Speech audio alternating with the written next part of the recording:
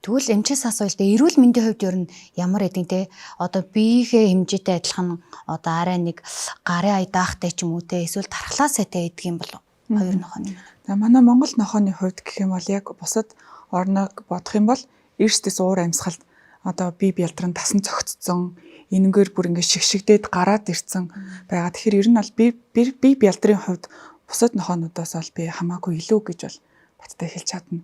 Монгол банхар тайг хоёрын хувьд бол манай эмнэлэгт маш ховор ирдэг. Үнэхээр ховор ирдэг.